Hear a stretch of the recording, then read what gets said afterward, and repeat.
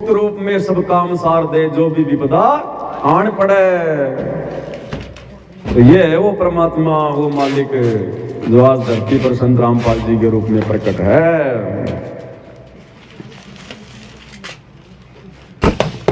तो पाखंड पर प्रहार करते हुए नकली ज्ञानहीन अज्ञानी भगत समाज के शत्रु, ये जितने भी धर्मों के धर्म गुरु हैं, जिन्होंने शास्त्रों के विरुद्ध साधना देकर समाज को नास्तिकता की ओर धकेल दिया है, उनके पाखंड के विषय में परमात्मा एक शब्द के माध्यम से हमें क्या समझाना चाह रहे हैं और परमात्मा की महिमा करते हैं।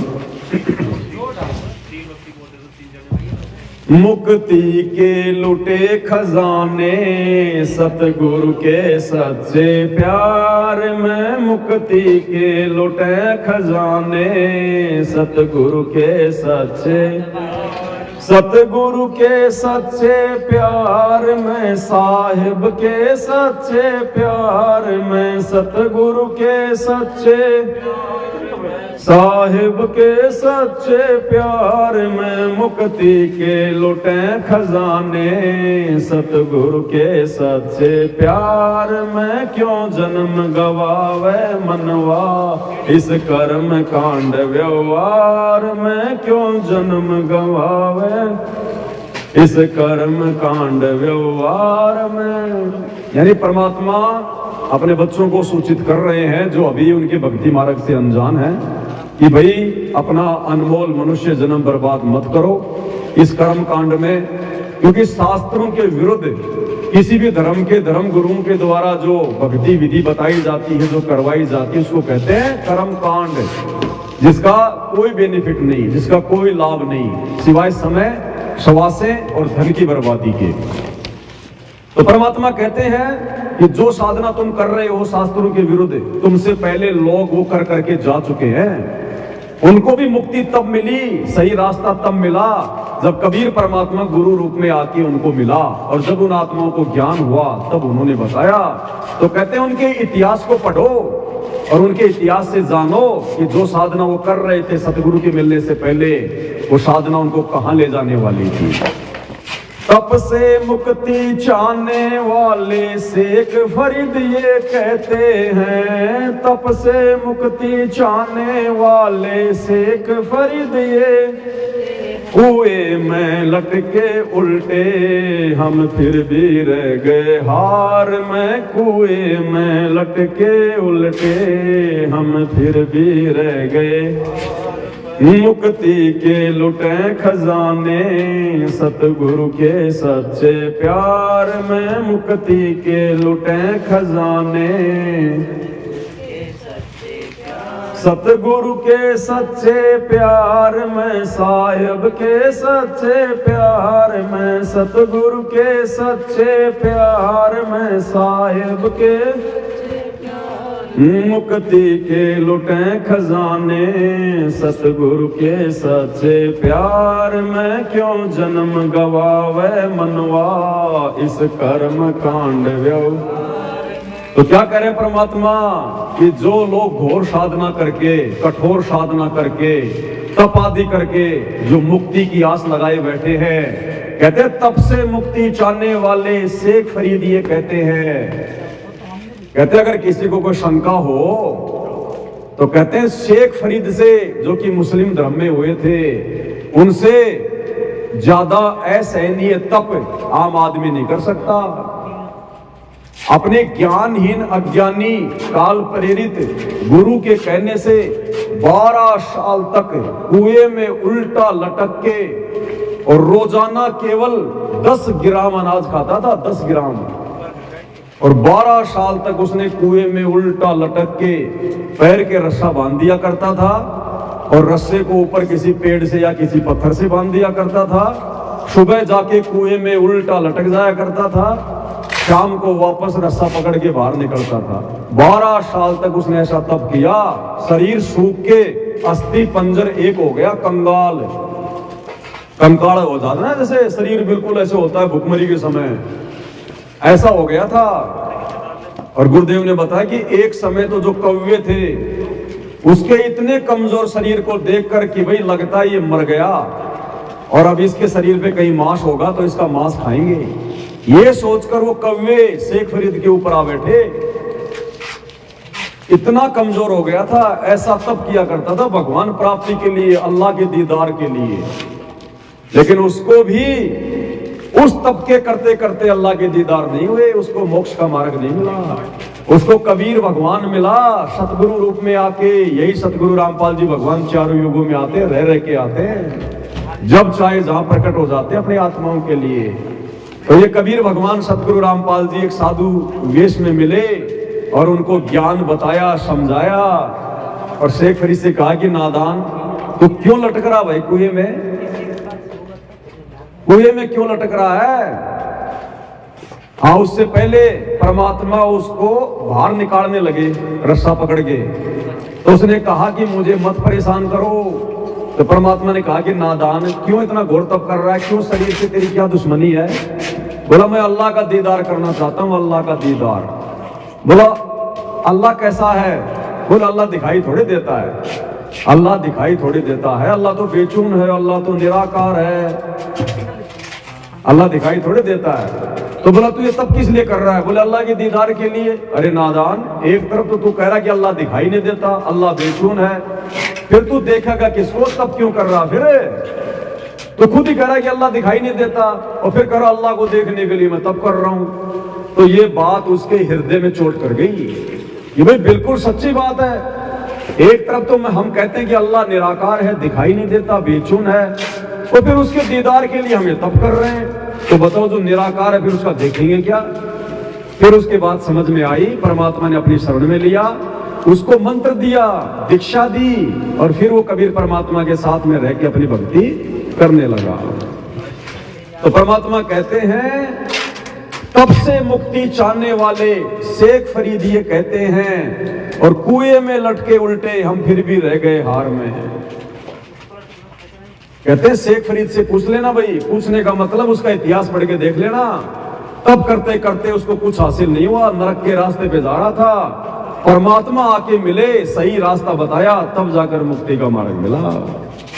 तो ये तप करना ये गीता जी के विरुद्ध है, शास्त्रों के विरुद्ध है। तप करने वाला परमात्मा को दुखी करता है और घोर नरक का भागी बनता है।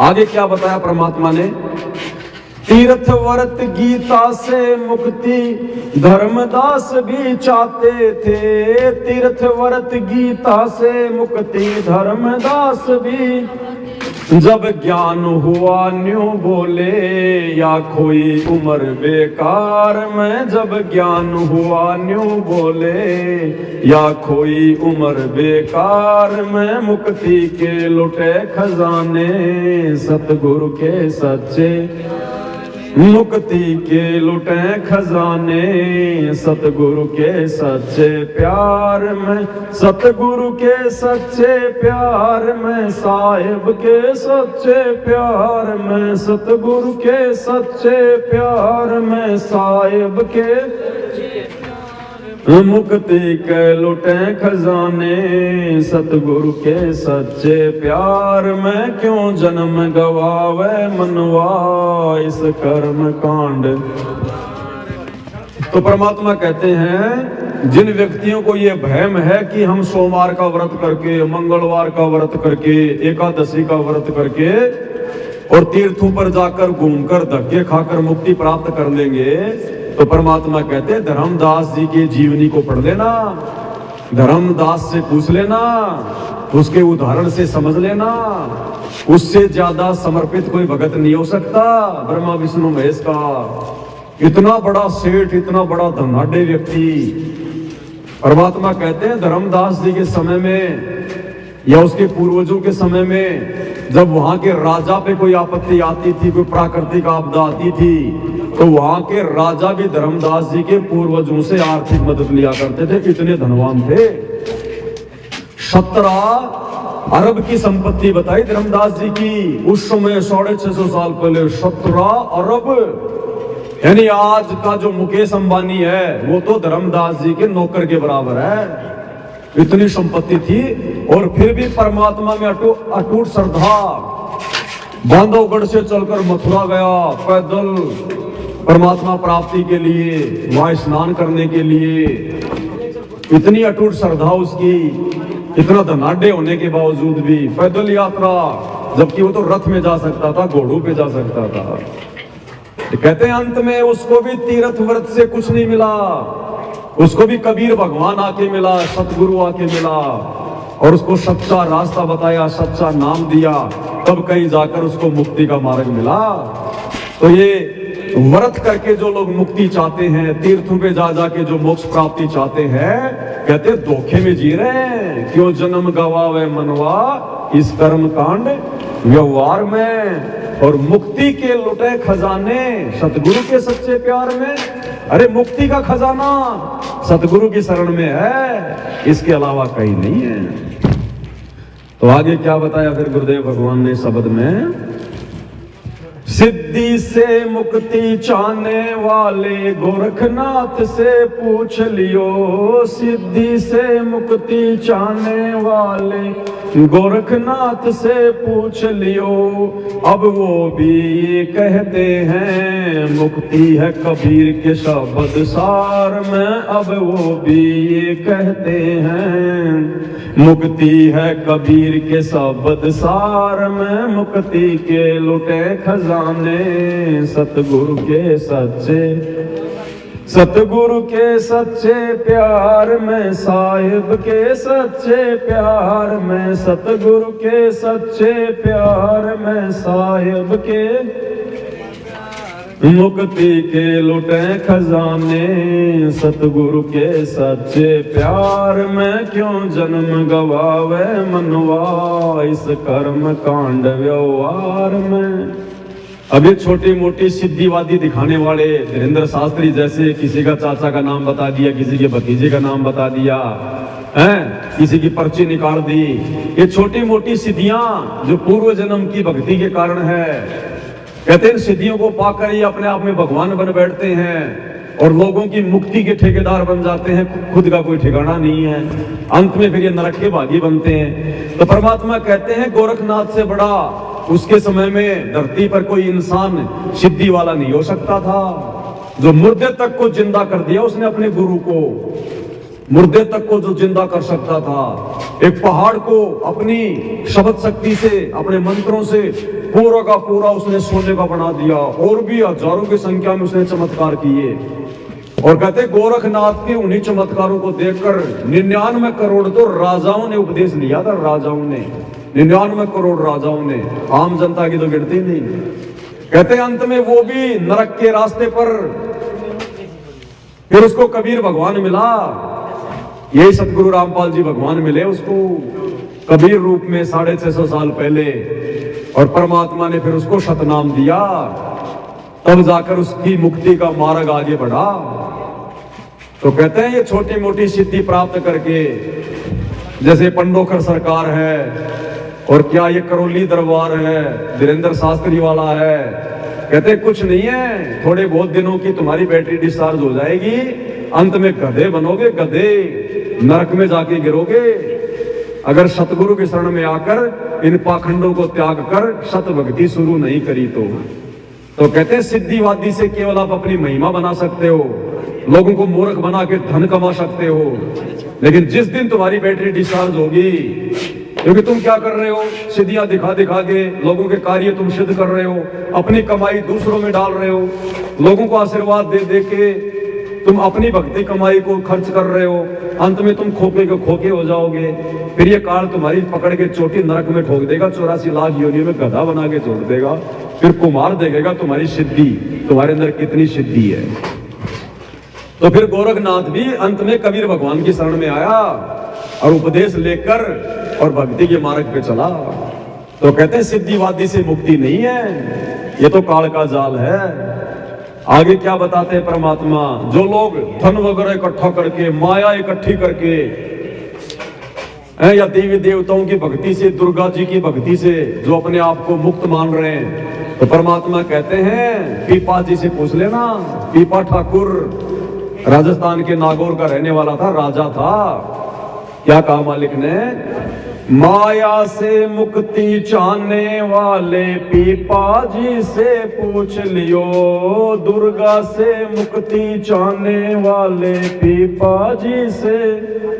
वो तो ये कहते हैं मिले मुक्ति सतगुरु के बाजार में, वो तो ये कहते हैं मिले मुक्ति सतगुरु के बाजार में। मुक्ति के लुटे खजाने सतगुरु के सच्चे, सतगुरु के सच्चे प्यार में, साहिब के सच्चे प्यार में, सतगुरु के सच्चे प्यार में, साहिब के मुक्ति के लुटे खजाने सतगुरु के सच्चे प्यार में। क्यों जन्म गवावे मनवा इस कर्म कांड व्यवहार में। तो गुरुदेव क्या कह रहे हैं, माया से मुक्ति चाहने वाले, माया यानी जो पीपा ठाकुर था वो माया की भक्ति करता था। माया कौन? ये दुर्गा, अष्टंगी, शेरावाली, कहते वो माता का भगत था माया का। तो कहते माया से मुक्ति चाहने वाले पीपा जी से पूछ लियो। उस पीपा ठाकुर ने भी वो अपनी वो ठुकराई छोड़ के, अपना वो राजपाट छोड़ के और वैराग धारण करके और पंडित रामानंद जी से दीक्षा लेके कबीर भगवान की भक्ति करी। कबीर भगवान ने उसको वो सतनाम दिया, सच्चा नाम दिया, मुक्ति का मार्ग दिखाया। अगर उस माया की भक्ति में, दुर्गा की भक्ति में अगर मुक्ति होती तो वो तो राजा था पीपा, दुर्गा उसके सामने साक्षात जो है प्रकट हो जाया करती थी। लेकिन उस दुर्गा ने भी उसको स्पष्ट कर दिया कि भैया मेरे पास में पूर्ण मुक्ति नहीं है। तो अंत में पीपा जी ने माता जी को छोड़कर कबीर भगवान की शरण ग्रहण करी। तो कहते हैं माता जी से मुक्ति चाहने वाले, माया से मुक्ति चाहने वाले पीपा जी से पूछ लियो। वो तो ये कहते हैं मिले मुक्ति सतगुरु के बाजार में। सतगुरु का बाजार क्या है? सतगुरु का भक्ति मार्ग, सतगुरु का सत्संग, सतगुरु की शरण। आगे क्या बताया परमात्मा ने, कर्म कांड से मुक्ति चाहने वाले रामानंद जी से पूछ लियो। कर्म कांड से मुक्ति चाहने वाले रामानंद से पूछ लियो। शिष हो के सुड़ जाए उड़जे थे ठाकुर सिंगार में। शिष हो के सुड़ जाए उड़जे थे ठाकुर सिंगार में। मुक्ति के लुटे खजाने सतगुरु के सच्चे प्यार में। मुक्ति के लुटे सतगुरु के सच्चे प्यार में, सतगुरु के सच्चे प्यार में, साहिब के सच्चे प्यार में, सतगुरु के सच्चे प्यार में, साहिब के मुक्ति के लुटे खजाने सतगुरु के सच्चे प्यार में। क्यों जन्म गवावे मनवा इस कर्म कांड। तो परमात्मा कहते हैं जो एक कर्म कांडी है ना, ये ठेकरी ले ले, 100 रुपया ले ले, ये 4 लड्डू ले ले, चौराहे पे रख देना, ये जंतर मंतर कर देना, वो कर देना। तो परमात्मा कहते हैं ये कर्म कांड करने वाले और कर्म कांड से मुक्ति चाहने वाले रामानंद जी के उदाहरण से समझ लेना, उससे बड़ा कोई कर्मकांडी नहीं था। अपने आप को वेदों का ज्ञाता कहता था और दुनिया को कर्मकांड सिखाता था। तो कहते हैं अंत में उस रामानंद को भी जब ज्ञान हुआ, जब कबीर भगवान ने 5 वर्ष की लीलामय उम्र में 650 साल पहले जब उनका भ्रम तोड़ा, तो वो 104 साल का चारों वेदों का विद्वान रामानंद, जिसके नाम से वर्तमान में भी संप्रदाय चल रहे हैं, रामानंद जो पंथ चल रहा है, वो रामानंद उस समय कबीर भगवान के पैरों में गिर गया 5 वर्ष के बालक के चरणों में और कर्मकांड को छोड़ दिया। पता चल गया ये तो शास्त्रों के विरुद्ध है, ये तो 84 लाख योनि में जाने का मार्ग है। तो वर्तमान में जो छोटा मोटा जो एक कर्मकांड करते हैं, किसी का हाथ देख लिया, किसी की जन्म पत्री देख ली, किसी को कोई लाल किताब दे दी, किसी को कोई ताबीज दे दिया, कोई जंत्र मंत्र बता दिया, परमात्मा कहते हैं अंत में गधे बनोगे, 84 में जाओगे। ये शास्त्र विरुद्ध साधना है। आगे क्या बताया परमात्मा ने, जो लोग अपना घर बार छोड़ के जंगल में चले जाते हैं, या और कहीं जाके अपना कोई आश्रम बना लेते हैं, बाल बच्चों को छोड़ देते हैं। परमात्मा कहते हैं इससे भी मुक्ति नहीं है।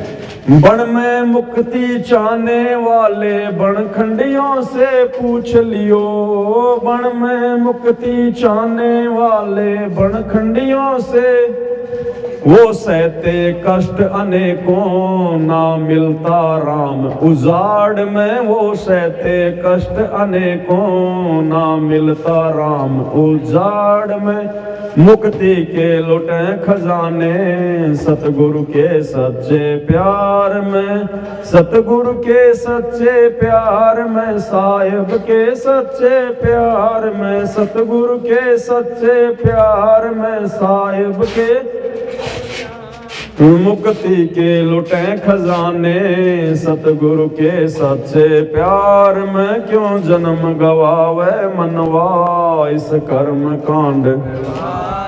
तो परमात्मा कहते हैं जो पिछले जन्म की भक्ति के कारण वर्तमान में जिनको कोई सच्चा गुरु मिलता नहीं, सच्चा मार्गदर्शक मिलता नहीं, और पिछले जन्म की भक्ति के कारण उनमें जो अंगड़ाई उठती है, जो वैराग्य धारण ले लेते हैं, घर बार छोड़ के भगवान प्राप्ति के लिए निकल पड़ते हैं, सोचते हैं कि घर में भक्ति नहीं हो पाएगी, परिवार में भक्ति नहीं हो पाएगी, गृहस्थ जीवन में भक्ति नहीं हो पाएगी, घर बार को छोड़कर जंगलों में चले जाते हैं, गुफाओं में चले जाते हैं, एकांत में चले जाते हैं। तो परमात्मा कहते हैं भैया सतयुग से लेकर और द्वापर तक जो बड़े बड़े ऋषि मुनि महात्मा थे, जो जंगल में जाके वन में जाके जो भक्ति किया करते थे, परिवार छोड़ के आज वो गधे बन के घूम रहे हैं। क्योंकि ये जंगल में जाके भक्ति करना, शास्त्र विरुद्ध साधना करना, ये शास्त्रों के विरुद्ध है, इससे मुक्ति नहीं मिल सकती, मोक्ष नहीं है। भगवान कोई जानवर थोड़ी है जो जंगल में किसी ने पेड़ के बांध रखा तुम जाके उसकी पूजा कर लोगे, तो उनको भी मुक्ति नहीं मिली। ये हमारे शास्त्र प्रमाण देते हैं, गीता जी प्रमाण देती है कि कर्म सन्यासी से सर्वश्रेष्ठ कौन है? कर्म योगी, जो घर में रह के, परिवार में रह के, खुद भी सच्चा गुरु धारण करके राम नाम के लड्डू खाता और अपने बच्चों को भी खिलाता है। तो कहते हैं बन में मुक्ति चाहने वाले बनखंडियों से पूछ लियो, वो सहते कष्ट अनेकों ना मिलता राम उजाड़ में। वो कितने कष्ट सहन करते हैं वहां पर, अच्छा खासा घर बार छोड़कर, जहां उनको टाइम पे बना बनाया खाना मिल रहा था, दूल्हे दुल्हाए कपड़े मिल रहे थे, हैं, सारा सिस्टम था, मकान था, कपड़े थे, अब जंगल में चला गया, अब जोश जोश में चला गया। 4 दिन बाद में आई बरसात, अब क्या करेगा? पेड़ पाड़ के टहनियां तोड़ के, पत्ते उत्ते तोड़ के उसने कोई झोपड़ी डालनी पड़ेगी, या फिर कोई गुफा वगैरह अपना बचाव करना पड़ेगा, है। फिर लगेगी भूख, फिर कहां जाएगा? या तो गांव में आएगा मांगने के लिए दिए माई, या फिर कोई सामान सट्टा जोड़ के फिर उसने खाना वाना वही जुगाड़ करना पड़ेगा। अरे तो नालायक, जंगल में जाके तूने गुफा बनाई, तूने कोई झोपड़ी डाली, तेरे पास घर ना था पहले, उसी घर में रहता, वहां जाकर फिर तू वही सांग जोड़ रहा खाना बनाने के लिए, चिमटा फूकनी तवा फलाना दिखना, वो घर पे तेरे को बनी बनाई ना मिल रही थी। तो कहते हैं वो सहते कष्ट अनेकों, गर्मी में, बरसात में, धूप में, है, कोई जंगली जानवर का भय, भूखे प्यासे। परमात्मा कहते हैं वो सहते कष्ट अनेकों ना मिलता राम उजाड़ में। ऐसे जंगल में, बियाबान में, गुफाओं में परमात्मा नहीं मिलता। परमात्मा मिलेगा सच्चे सतगुरु की शरण में आने से, शास्त्रों के अनुसार सत भक्ति करने से परमात्मा मिलेगा। फिर चाहे तू घर पे बैठ के भक्ति कर ले, चाहे कहीं भी भक्ति कर ले। तो कहते हैं ऐसे राम नहीं मिलता, ऐसे परमात्मा नहीं मिलता।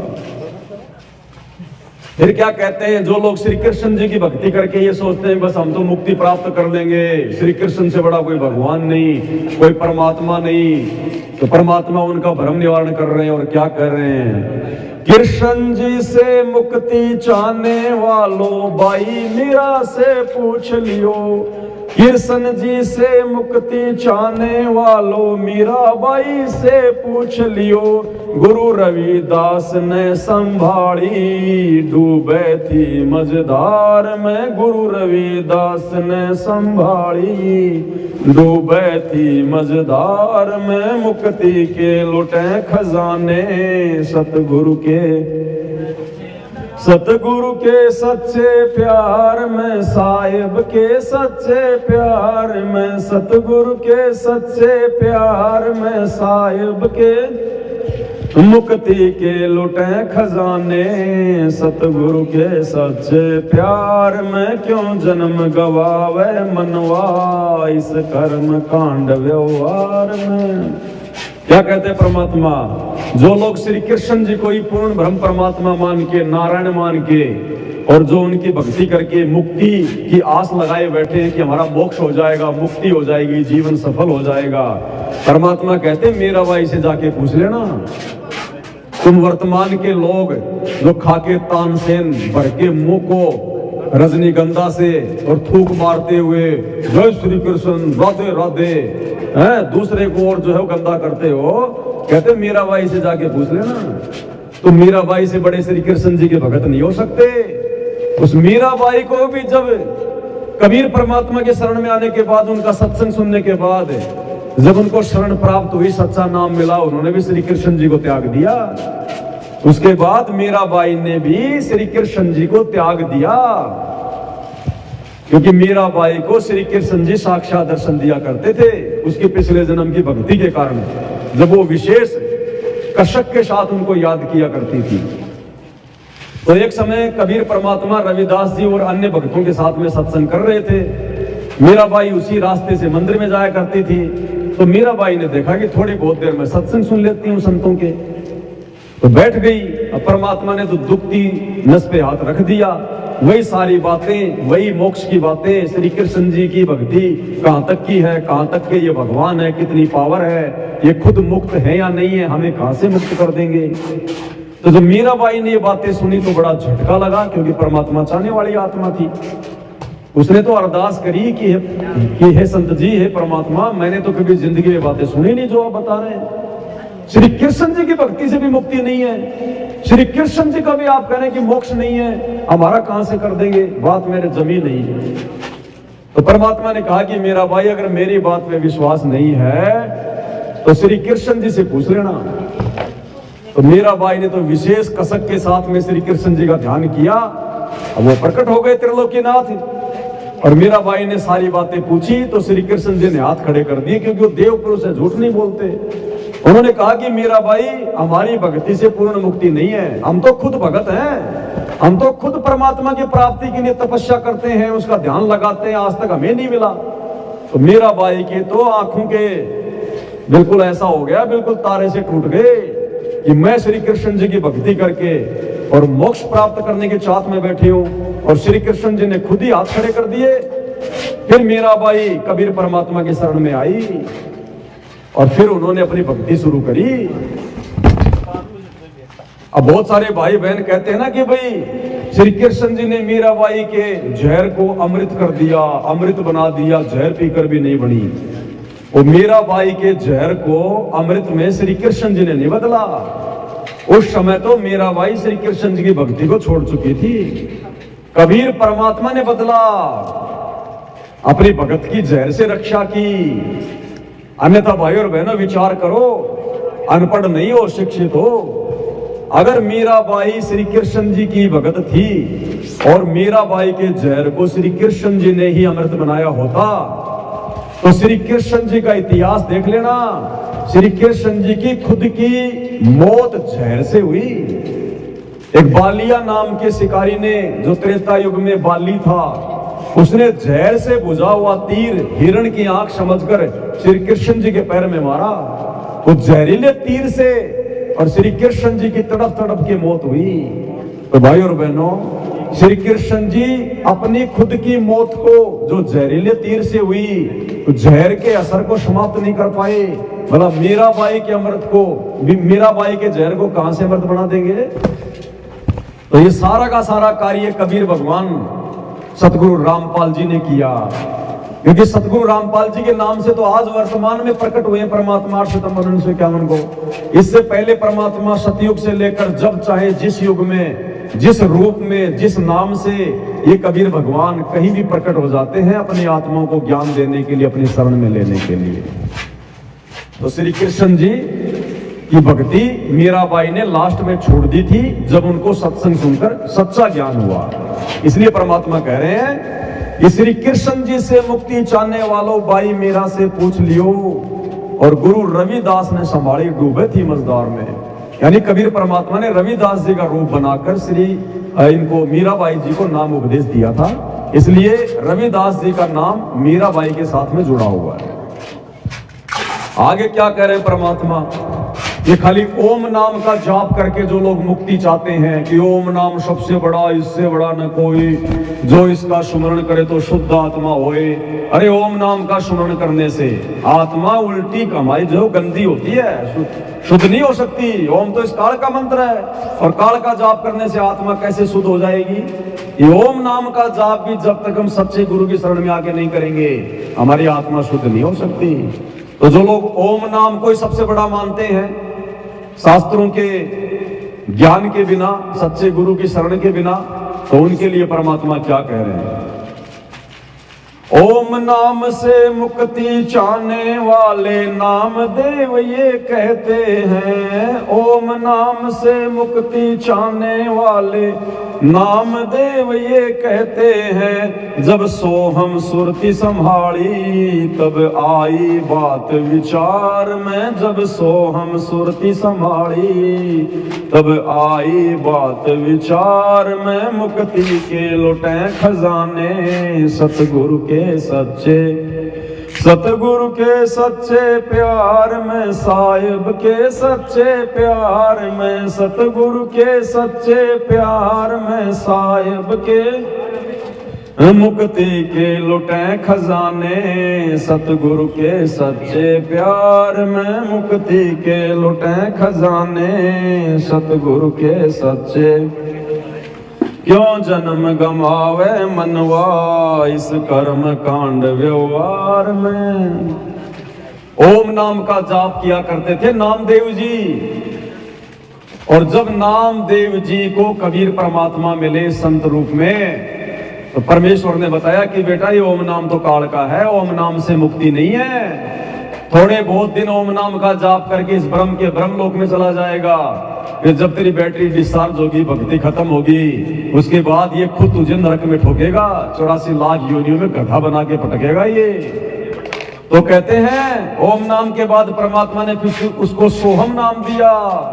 और क्या कहा, जब सोहम सुरती संभाली तब आई बात विचार में। जब नामदेव को सोहम मंत्र मिला सतगुरु से, और जब नामदेव ने अपनी सुरती लगाई, यानी तन मन से दृढ़ होकर श्रुति नृत्य मन और पवन से उसका जाप किया, तब जाकर मोक्ष का मार्ग कहीं मिला।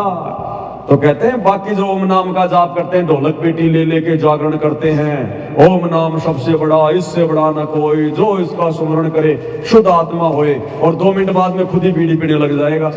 तो कहीं की तेरी आत्मा शुद्ध हो गई, उल्टी गंदी हो जाती है। फिर आगे गुरुदेव ने क्या बताया, ओम सोहम जाप अजपा हरदम हंस चिताना है। ओम सोहम जाप अजपा हरदम हंस चिताना है। जब सार शब्द मिल जावे पहुंचे सतगुरु के दरबार में। जब सार शब्द मिल जावे पहुंचे सतगुरु के दरबार में। मुक्ति के लुटे खजाने सतगुरु के सच्चे प्यार में। सतगुरु के सच्चे प्यार में, साहिब के सच्चे प्यार में। सतगुरु के सच्चे, साहिब के सच्चे प्यार में। मुक्ति के लुटे खजाने सतगुरु के सच्चे प्यार में। क्यों जन्म गवावे मनवा इस कर्म कांड व्यवहार में। परमात्मा कहते हैं जब आपको वो सच्चा नाम मिल जाएगा, सतनाम मिल जाएगा, दोनों मंत्र प्राप्त हो जाएंगे, उसके बाद फिर आपने अपनी आत्मा को जागृत करना है। हे हंस, फिर तूने सचेत हो जाना है। तूने वो राम नाम का धन ज्यादा से ज्यादा सुमरण करके तूने जोड़ना है, हरदम हंस चिताना है। और जब सार शब्द मिल जावे पहुंचे सतगुरु के दरबार में, और सोहम के बाद कहते हैं जब आपको सार शब्द दिया जाएगा, सार शब्द का मतलब जब आपको सतगुरु की पहचान करवाई जाएगी, जब सतगुरु अपना आशीर्वाद देके आपको अपना परमात्मा रूप दिखाएगा, आपकी दिव्य दृष्टि खोलेगा, आपका ज्ञान योग खोलेगा, आपके हृदय की आंखें खोलेगा, आपको अपने गुरु में परमात्मा नजर आएगा। आपका गुरु ही सार शब्द है। हम हैं शब्द शब्द हम माई, हमसे भिन्न और कछु नाई, यो सार शब्द सतगुरु कबीर है। तो कहते हैं जब हमें अपने सतगुरु में परमात्मा नजर आएगा कबीर, और वो कब आएगा? जब सतगुरु हमारे को आशीर्वाद बख्शेगा, हमारी दिव्य दृष्टि खोलेगा, काल के जाल को पूरी तरह से हटाएगा, हृदय में अपने दर्शन करवाएगा, खुली आंखों से शतलों के सिंहासन पर बैठा हुआ स्वयं को दिखाएगा। कहते हैं उस समय फिर तेरी मुक्ति का मार्ग खुलेगा, फिर तुझे सतगुरु के अलावा, उसकी भक्ति मर्यादा के अलावा कुछ भी संसार में दिखाई नहीं देगा। फिर आगे क्या बताया परमात्मा ने? फिर हम सभी भक्तों ने किस प्रकार से अपना अपना नाम लेकर, क्योंकि पहले यहां पर पूज्य गुरुदेव जी का नाम लिखा हुआ था, अब ये जो पुस्तक छपी है तो जहां जहां इसमें आवश्यकता थी कुछ वाणियों को चेंज करने की, परमात्मा ने दास को प्रेरणा करके वो चेंज करवा दी। बहुत सारी जगह सतगुरु जी का नाम ही आएगा, हम उनको चेंज नहीं कर सकते, क्योंकि वो वाणियां गहरा संदेश देंगी। तो हम उन वाणियों को बोल के फिर उनको समझाएंगे कि यहाँ गुरुदेव ने अपने आप को एक दास क्यों कहा है, एक भगत क्यों कहा है। तो यहाँ जो इस वाणी में जो पूज्य गुरुदेव जी का नाम था, उस नाम को हटाकर हम सभी भगत भाई बहनों ने अपना अपना नाम जोड़ना है। और क्या करना है? दास पवन की आस खरी है सतगुरु जी के चरणों में, दास पवन की आस खरी है सतगुरु जी के चरणों में, अब थारे हाथ में डोरी मन लगता ना संसार में, अब थारे हाथ में मन लगता ना संसार में, मुक्ति के लुटे खजाने सतगुरु के सच्चे प्यार में, सतगुरु के सच्चे प्यार में, साहिब के सच्चे प्यार में, सतगुरु के सच्चे प्यार में, साहिब के मुक्ति के लुटे खजाने सतगुरु के सच्चे प्यार में, क्यों जन्म गवावे मनवा इस कर्म कांड व्यवहार में। तो हमने अपने पूज्य गुरुदेव भगवान सतगुरु रामपाल जी परमेश्वर जी से